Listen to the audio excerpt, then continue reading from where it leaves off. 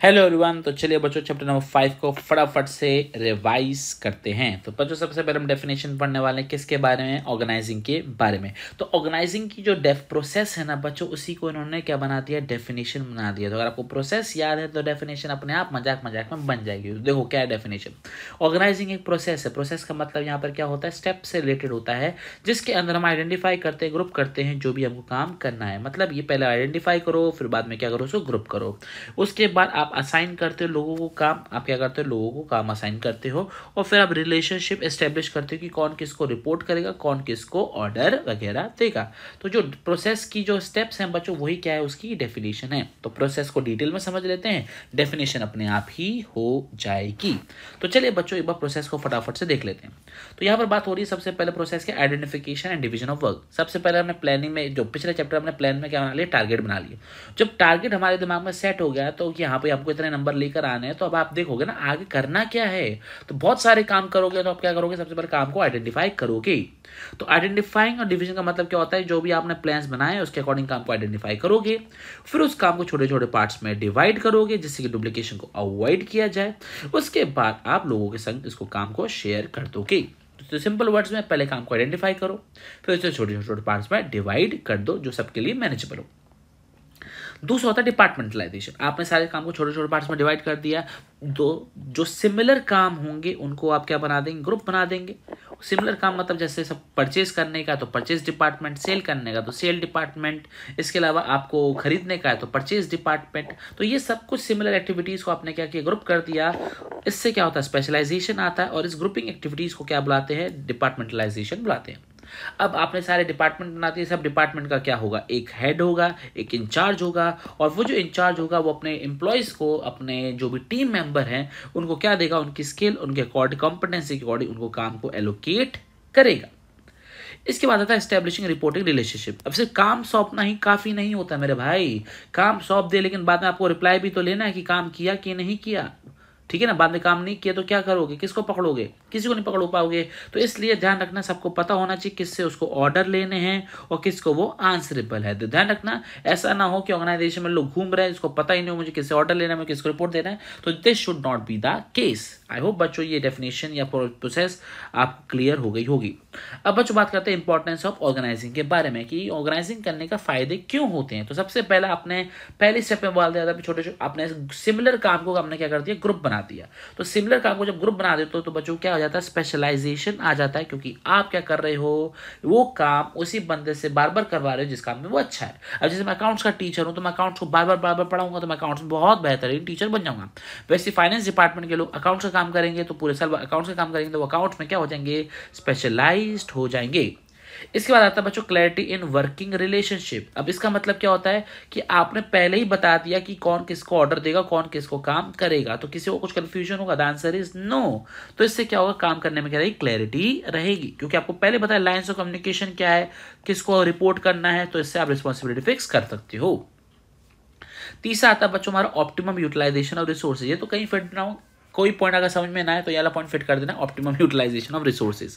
ध्यान रखना ये वाला पॉइंट आपका कंट्रोलिंग में और यहाँ पर फिट होता है और कहीं फिट नहीं होता। फिर से रिपीट कर रहा हूँ, इंपॉर्टेंस ऑफ कंट्रोलिंग में और इंपॉर्टेंस ऑफ ऑर्गेनाइजिंग में ऑप्टिमम यूटिलाइजेशन ऑफ रिसोर्सेज का पॉइंट आता है, बाकी कहीं नहीं आता। चलो अब इधर ध्यान दो, ऑप्टिमम यूटिलाइजेशन ऑफ रिसोर्सेज का मतलब क्या है कि यहाँ पर आप क्या कर रहे हो, आपने काम को असाइन किया है। क्यों असाइन किया, जिससे डुप्लीकेशन ना हो, किसी को कंफ्यूजन ना हो, कोई वेस्टेज वगैरह ना हो, तभी तो ऑप्टिमम यूटिलाइजेशन होगा रिसोर्सेज का। आपने काम को सही से डिवाइड किया है, डुप्लीकेशन से बचने की कोशिश करी है, स्पेशलाइजेशन लेकर आए हो, सबको रिपोर्ट भी दे रहे हो, सब किसी को कंफ्यूजन नहीं है, तो काम बेहतर होगा ही नहीं होगा, रिसोर्स अच्छे से इस्तेमाल होंगी। बिल्कुल सही। इसके बाद आता है बच्चों हमारा एडेप्टेशन टू चेंज। इसका मतलब क्या होता है कि ऑर्गेनाइजिंग के अंदर क्या होता है कि हम इस तरीके से काम करते हैं तो जो भी चेंजेस आते हैं उसको हम इजीली क्या कर लेते हैं, अडॉप्ट कर लेते हैं, अकोमोडेट कर लेते हैं। इससे हम अपने आप को ग्रो और सर्वाइव दोनों ही कर पाते हैं। चलो, इसके बाद आता है बच्चों इफेक्टिव एडमिनिस्ट्रेशन। अब क्योंकि आपको बच्चों यहाँ पर पता है कि एक ही डिपार्टमेंट में एक ही तरीके का काम होता है और यहाँ पर उसी तरीके का काम किया जाएगा, तो उस तरीके से आप क्या कर सकते हो, एडमिनिस्ट्रेशन कर सकते हो। और दूसरी चीज़ क्या होती है, सबको पता है किसका क्या काम है। अगर मुझे पता है कि मैंने आपको ये काम दिया है तो मैं वो आपसे काम करवा लूंगा, क्योंकि आपको पता है, क्लैरिटी है काम करने में, किसका क्या रोल है, किसको कितना ऑर्डर वगैरह देना है। तो यहाँ पर हमारा जो मैनेजमेंट होता है वो करना ईजी हो जाता है। इसके बाद आता है बच्चों डेवलपमेंट ऑफ पर्सनल। आपको पता है कि यहाँ पर हम डेलीगेशन और डिसेंट्रलाइजेशन करते हैं, तो इससे क्या होता है, जो मेजर काम होता है, जो इंपॉर्टेंट काम होता है वो सीनियर लोग करते हैं, और जो रूटीन टास्क होता है वो क्या होता है, जूनियर लोग करते हैं। तो इससे क्या होता है, जब जूनियर लोगों को हम काम देते हैं तो उनको काम मिलता है, उनको अपॉर्चुनिटी मिलती है, उनको मौका मिलता है अपने आप को एक्सप्लोर करने का, अपने कैपेबिलिटीज़ को जानने का। तो इससे क्या होता है, उनका भी डेवलपमेंट का पर्सनल हो जाता है। मतलब ये उनको एरिया मिलता है ग्रोथ का, अपॉर्चुनिटी का, उनको टाइम मिलता है कि वो और भी काम कर पाए। एक्सपेंशन एंड ग्रोथ, ऑर्गेनाइजिंग करने में आपको एक्सपेंशन और ग्रोथ करने में हेल्प करता है। आप एक सेपरेट डिपार्टमेंट ओपन कर लेते हो, आप एक सेपरेट बिजनेस यूनिट ओपन कर लेते हो बड़ी ही आसानी से। बच्चों इस वाले पॉइंट को एक बार आप बुक से रीड कर लेना, क्योंकि यहाँ पर बहुत कम दे रखा है। चलो, अगर आप उसके नोट चाहिए होगा तो बच्चों को डिस्क्रिप्शन में लिंक मिल जाएगा। अगर इसमें डिस्क्रिप्शन में लिंक ना हो तो बहुत सारी क्विक रिविजन की वीडियोस आज आएंगी, उसमें आपको कहीं ना कहीं तो लिंक मिल ही जाएगा। चलो, अब बच्चों से बात करते हैं ऑर्गेनाइजेशन स्ट्रक्चर के बारे में। आपने काम वगैरह सब डिसाइड कर लिया, लेकिन अब ऑर्गेनाइजेशन की स्थापना भी तो करनी पड़ी। स्थापना मतलब एस्टेब्लिशमेंट तो करना पड़ेगा ना। आपको सारी पोजीशन वगैरह बनानी पड़ेगी, कौन सीईओ होगा, कौन सीईओ होगा, कौन प्रेसिडेंट होगा।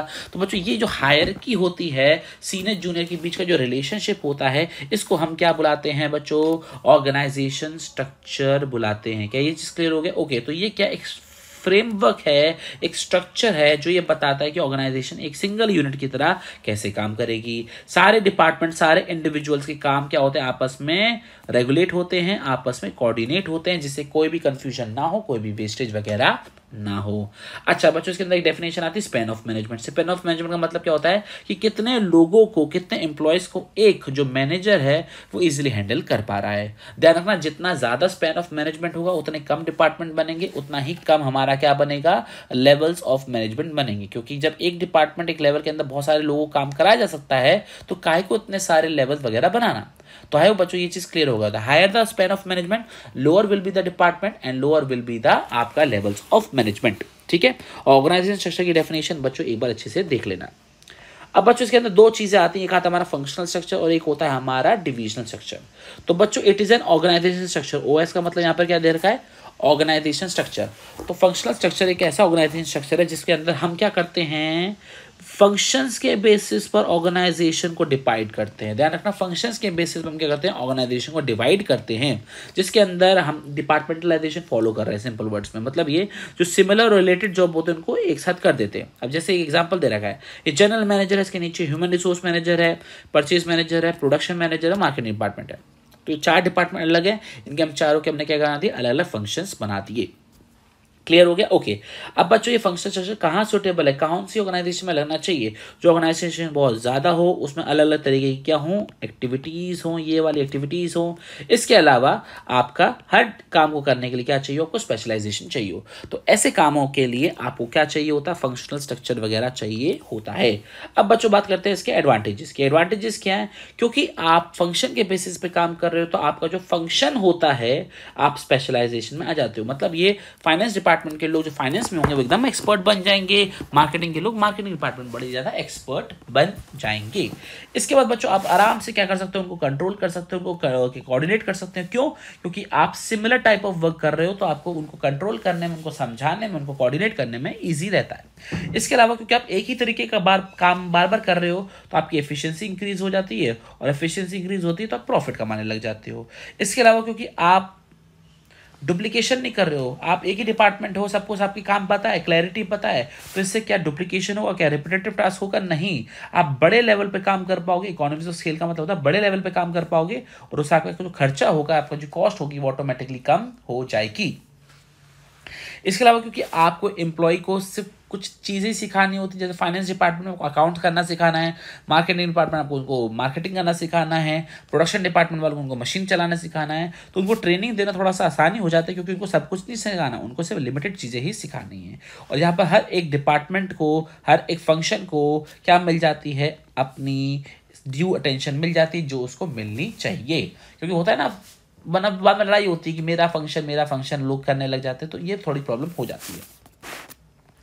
अब बच्चों इसके बात करते हैं हमारे फंक्शनल स्ट्रक्चर के डिसएडवांटेजेस के बारे में। सबसे पहले यहाँ पर फंक्शनल एम्पायर ओपन हो जाते हैं। मतलब ये यहाँ पर लोग कहते हैं कि मैं अपने फंक्शन के बारे में काम करूंगा, मुझे तुम्हारे फंक्शन से कोई लेना देना नहीं है। तो वो ऑर्गेनाइजेशन ऑब्जेक्टिव को ध्यान में छोड़ के वो अपने डिपार्टमेंट अपने फंक्शन के ऑब्जेक्टिव पर फोकस करना चालू कर देते हैं। तो ये नहीं होना चाहिए। इसके अलावा क्या होता है, प्रॉब्लम इन कोऑर्डिनेशन होता है। प्रॉब्लम और कोऑर्डिनेशन का मतलब यहाँ पर क्या होता है कि यहाँ पर आपने क्या किया है, सामने वाले लोगों से आपने सामान मांगा, अब उन्होंने लेने में देरी कर दी या उन्होंने देने में देरी कर दी, तो उस चक्कर में कभी कभार क्या होता है, आपका जो कोऑर्डिनेशन होता है वो प्रॉब्लम हो जाता है, क्योंकि आप दूसरे डिपार्टमेंटों के साथ कॉन्टेक्ट में बात कर रहे हो। तीसरा आता है बच्चों यहाँ पे conflict of interest. Conflict of interest का यहाँ पर मतलब क्या होता है, मेरा काम है खर्चा कम करना, तुम्हारा काम है खर्चे को ज्यादा करना। तो अगर हम दोनों आपस में मिलेंगे तो क्या हो जाएगी, लड़ाई हो जाएगी। तो वही बात उन्होंने यहाँ पर बोली है कि अलग अलग डिपार्टमेंट के अलग अलग काम होते हैं, और हो सकता है कि दो डिपार्टमेंटों के काम एक साथ कंपैटिबल ना हो। इसके बाद आता है इनफ्लेक्सिबिलिटी। इनफ्लेक्सिबिलिटी का यहाँ पर मतलब क्या होता है कि आप सिर्फ एक ही डिपार्टमेंट के होके रह जाते हैं, आपको बाकी डिपार्टमेंट के बारे में कुछ भी अता पता नहीं होता। You are unaware about the functionality और about the working of the other department, therefore you become inflexible, और आप फिर दूसरे डिपार्टमेंट में काम नहीं कर पाओगे कभी भी। क्या ये आपको चीज क्लियर हो गई? ओके बच्चों, इसके बाद आता है हमारा डिविजनल स्ट्रक्चर। डिविजनल स्ट्रक्चर मतलब क्या होता है, जब ऑर्गेनाइजेशन में अलग अलग सेपरेट बिजनेस यूनिट्स होते हैं या सेपरेट बिजनेस डिवीजन होते हैं, वैसे ऑर्गेनाइजेशन में क्या लगता है, डिविजनल स्ट्रक्चर लगता है। यहाँ पर एक डिविजनल मैनेजर होता है या उस डिपार्टमेंट का हेड होता है, मतलब जैसे उस प्रोडक्ट का हेड होता है जो रिस्पॉन्सिबल होता है उस पर्टिकुलर ऑर्गेनाइजेशन के लिए। अब जैसे मान के चलो एक स्कूल है जिसकी बहुत सारी ब्रांचेस हैं, तो वो ब्रांचेस का जो हेड होगा वो क्या है, एक डिविजनल मैनेजर है, उस स्कूल का मैनेजर है जो स्कूल की परफॉर्मेंस के लिए क्या रहेगा, जिम्मेदार रहेगा। और हर एक डिवीजन के अंदर अपना एक फंक्शनल स्ट्रक्चर होता है। समझ में आई चीज? मतलब ये जैसे एक ऑर्गेनाइजेशन है, उसके अंदर आपका फाइनेंस डिपार्टमेंट होगा, मार्केटिंग डिपार्टमेंट होगा, सेल्स डिपार्टमेंट होगा, परचेज डिपार्टमेंट होगा। वैसे मान के चलो टाटा ग्रुप है। अब टाटा ग्रुप मतलब बहुत सारी कंपनीज है, तो टाटा में क्या लगता है, डिवीजन स्ट्रक्चर लगता है। अब टाटा में टाटा मोटर्स भी है, टाटा में टाटा की टाइटन भी है, इसके अलावा आपका टाटा मोटर्स भी आ जाता है, इसके अलावा टाटा की इलेक्ट्रिसिटी भी आ जाती है, टाटा के खाने पीने के आइटम भी आ जाते हैं, टीसीएस भी आ जाता है। तो हर एक कंपनी अलग अलग है। अब हर कंपनी में अपना एक सेपरेट फंक्शन है, सेपरेट फाइनेंस है, सेपरेट प्रोडक्शन है, सेपरेट मार्केटिंग है। तो मतलब ये डिविजनल स्ट्रक्चर के अंदर अलग अलग प्रोडक्ट्स वाली कंपनीज आ जाती हैं और हर प्रोडक्ट के अंदर अपना अपना फंक्शनल स्ट्रक्चर आ जाता है। आई होप आपको ये चीज क्लियर हो गई होगी। अब बच्चों वही बात यहाँ पर इन्होंने यहाँ पे लिखी हुई है, each division is multi functional. मतलब ये हर डिवीजन के अंदर अपना फंक्शन डिपार्टमेंट अलग से होता है। ठीक है, ओके। अब कौन सी ऑर्गेनाइजेशन सुटेबल होती है, तो ध्यान रखना जो बहुत अलग अलग वेराइटी ऑफ प्रोडक्ट्स में डील वगैरह कर रही होती है।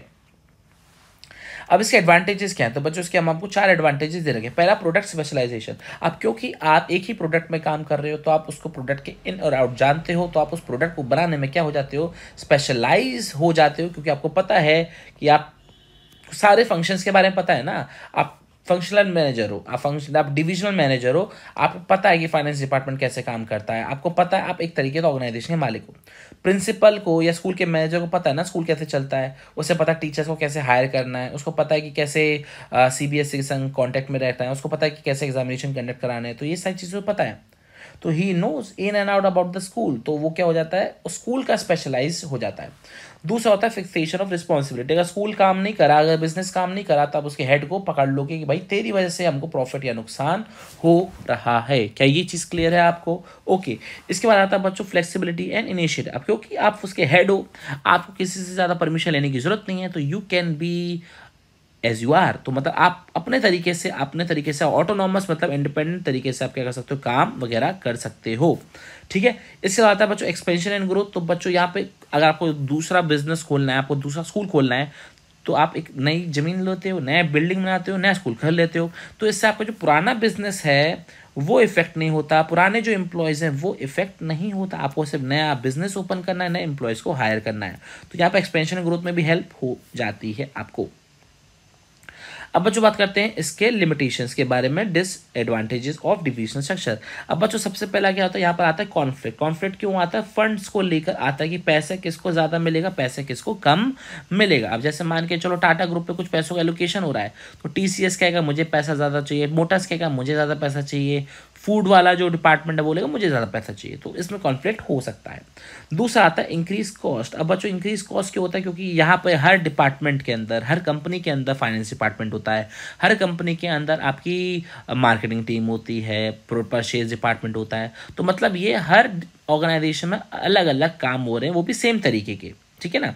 मतलब हर कंपनी में फाइनेंस का काम हो रहा है, लेकिन फाइनेंस काम तो एक ही है ना, लेकिन हर कंपनी में अलग अलग हो रहा है, तो मतलब ये कि आपका कॉस्ट जो है वो काफ़ी इंक्रीज हो जाता है। इसके अलावा बच्चों हमारा अगला पॉइंट क्या आता है, ऑर्गेनाइजेशनल इंटरेस्ट।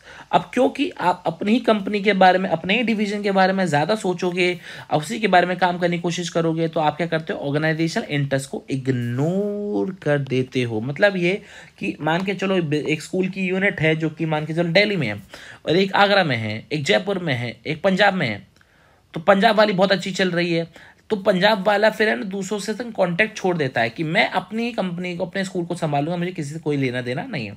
तो उस केस में क्या है कि हमारा ऑर्गेनाइजेशनल इंटरेस्ट है कि सब बच्चों को पढ़ाना, हर शहर के बच्चों को पढ़ाना है, वो हैम्पर हो जाता है और वो सिर्फ अपने ही स्कूल को देखना चालू कर देता है। बच्चों इसका डायग्राम है जो इंपॉर्टेंट है, वो चीज़ का ध्यान रखना बच्चों। यहाँ पर आप हर एक के अंदर 4-4 बना सकते हो, जैसे इन्होंने एक जोड़ में बना दिया ना, आप हर के अंदर ही 4-4 बना सकते हो कि टेक्सटाइल के अंदर ह्यूमन रिसोर्स, परचेज, फाइनेंस वगैरह हो जाता है। आई होप बच्चों आपको फंक्शनल और डिविजनल दोनों ही क्लियर हो गए होंगे विद एडवांटेजेस एंड डिसएडवांटेजेस। अब बच्चों बात करते हैं newly added topic, that is formal organisation and informal organisation. अब बच्चों फॉर्मल ऑर्गेनाइजेशन क्या होता है, जो टॉप मैनेजमेंट बनाता है। टॉप मैनेजमेंट क्यों बनाता है, जिससे वो काम को करवा सके। क्या देखा, फॉर्मल ऑर्गेनाइजेशन एक ऐसा स्ट्रक्चर है जो कौन बनाता है, मैनेजमेंट बनाता है, जो काम को पूरा करने के लिए। इसके अंदर सबको पता होता है कि इसकी क्या पावर है, किसकी क्या रिस्पॉन्सिबिलिटी है, और कौन किसके संग कोऑर्डिनेट होकर काम करेगा। समझ में आ रही चीज़, ओके। जैसे स्कूल है, स्कूल के अंदर टीचर्स वगैरह होते हैं, वो फॉर्मल ऑर्गेनाइजेशन का पार्ट होते हैं। ऑफिस के अंदर जो हायरकी होती है, top level, middle level, lower level, work level, वो क्या होता है बच्चों, वो भी फॉर्मल ऑर्गेनाइजेशन होता है। अब बच्चों बात करते हैं इसके फीचर्स के बारे में कि फॉर्मल ऑर्गेनाइजेशन कैसे पहचानने की फॉर्मल ऑर्गेनाइजेशन है। तो पहली चीज़ ये, यहाँ पे अलग अलग क्या होती है, जॉब पोजीशंस होती हैं। जॉब पोजीशन मतलब कोई सीईओ है, कोई फाइनेंस मैनेजर है, कोई इंटर्न है, कोई एसोसिएट है, वो सारी चीज़ें।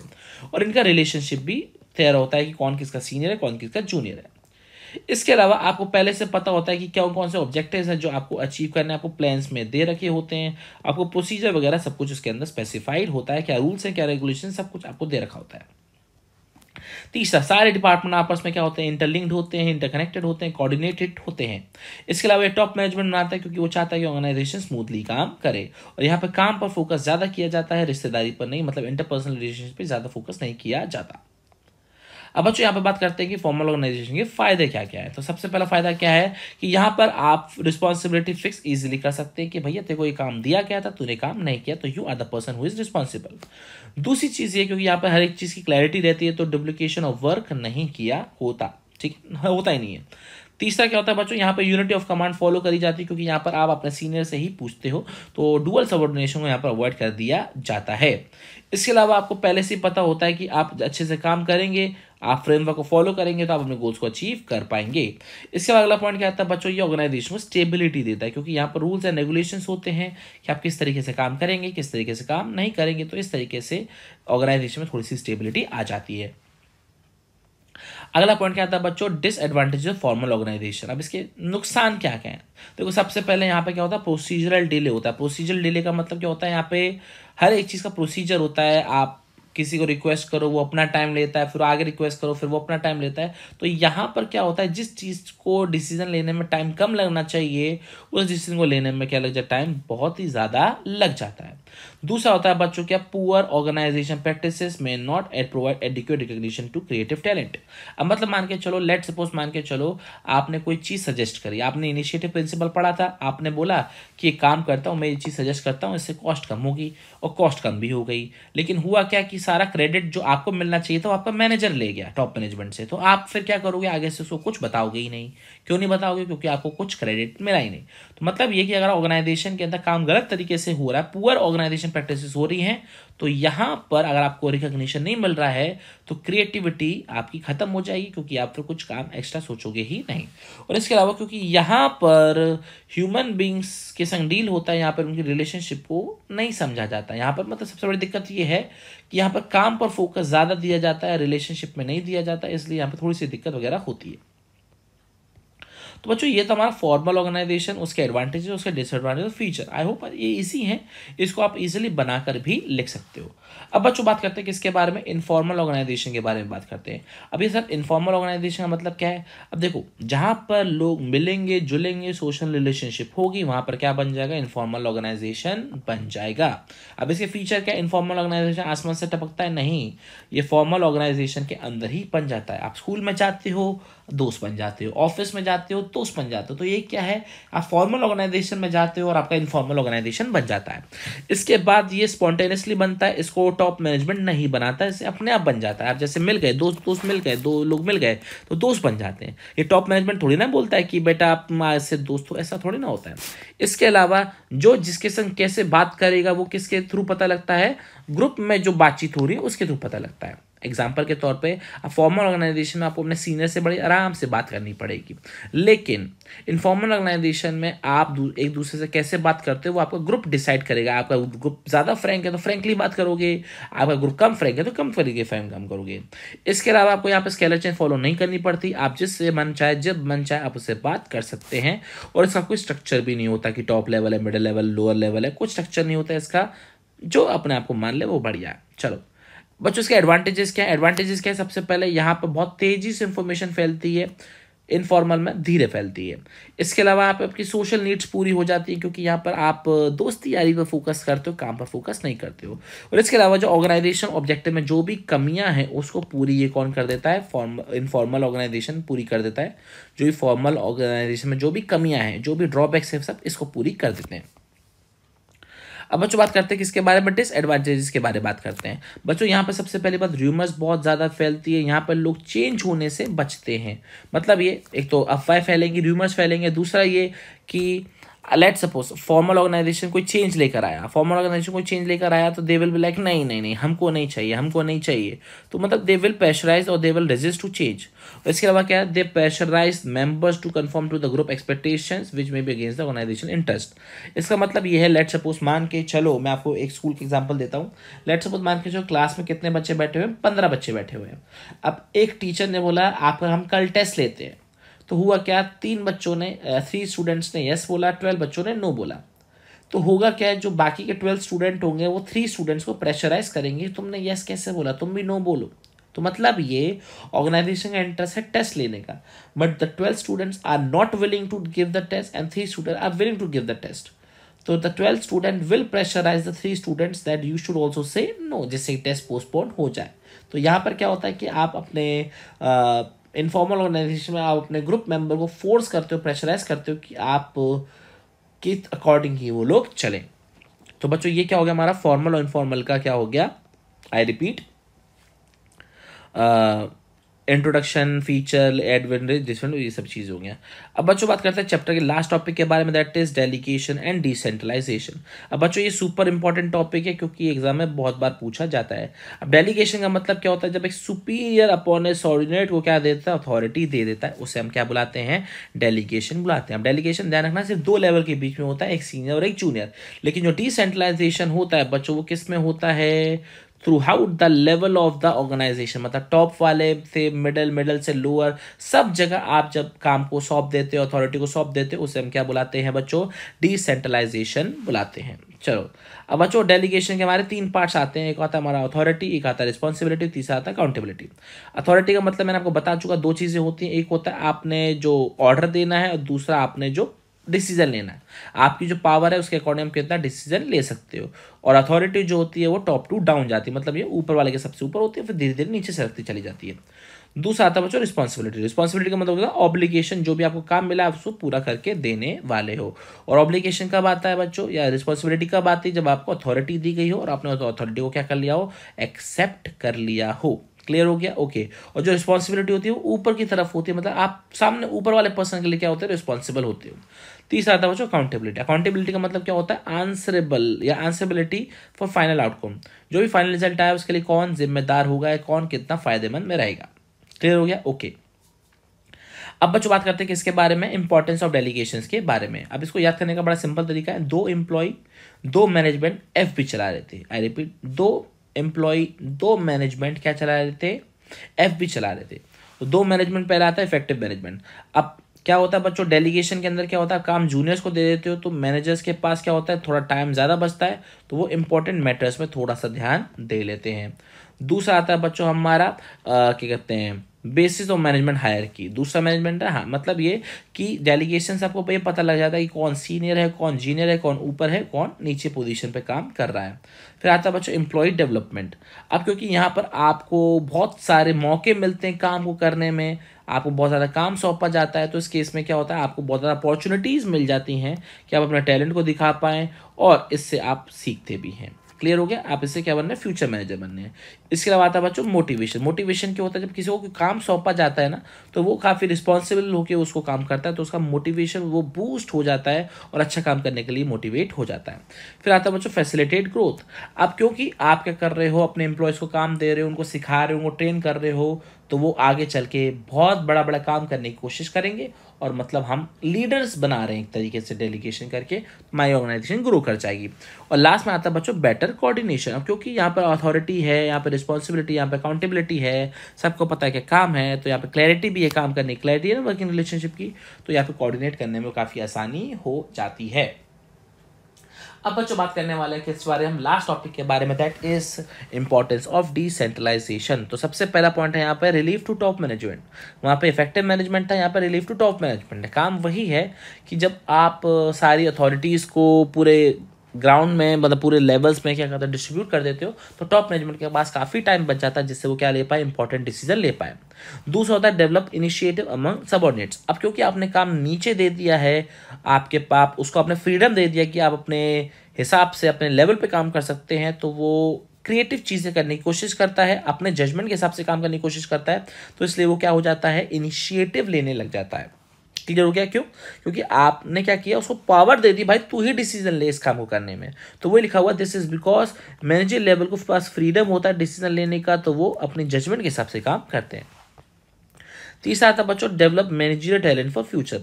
यहाँ पर कहने का मतलब यहाँ पर ये होता है कि उनको आपने काम दिया, उनको आपने मौका दिया कि वो अपनी क्वालिफाइड मैन पावर को बाद में प्रमोट कर सके। अगर आप क्या कहते हैं, अपने एम्प्लॉयज़ को रिस्पॉन्सिबिलिटी दोगे, अथॉरिटी दोगे काम करने की, और वो अच्छे से काम कर रहे हैं, तो you will be proud of it and आप आगे चल के उनको फ्यूचर पोजीशन दोगे।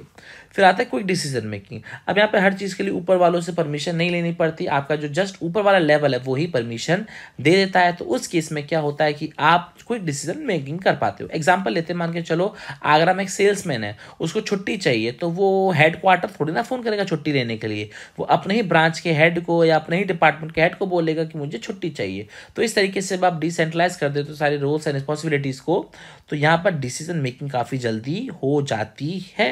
क्या ये चीज़ क्लियर हो गया? तो नियरेस्ट पॉइंट ऑफ एक्शन पे ही आपका काम हो जाता है। अब आता है बच्चों बेटर कंट्रोल। बेटर कंट्रोल का मतलब क्या है, यहाँ पे आपकी जो परफॉर्मेंस होती है जस्ट आपके ऊपर वाला ही चेक कर देता है, टॉप मैनेजमेंट आपकी परफॉर्मेंस को चेक नहीं करता। क्या ये चीज़ क्लियर है? ओके। और लास्ट आता है फैसिलिटेट ग्रोथ। अब सेम पॉइंट आपका डेलीगेशन के अंदर भी दे रखा है, क्योंकि यहाँ पर आप कंपटीशन फेस कर रहे होते हो, कंपटीशन कर रहे होते हो, प्रोडक्टिविटी इंक्रीज होती है, अल्टीमेटली ऑर्गेनाइजेशन भी ग्रो कर जाती है। आई होप बच्चों ये आपको चैप्टर नंबर 5 ऑर्गेनाइजिंग अच्छे से क्लियर हो गया होगा। मैंने काफ़ी डिटेल में समझाने की आपको कोशिश करी है। तो चलिए बच्चों, अगली वीडियो में मिलते हैं। टिल देन अपना बहुत बहुत ख्याल रखिएगा। जय हिंद।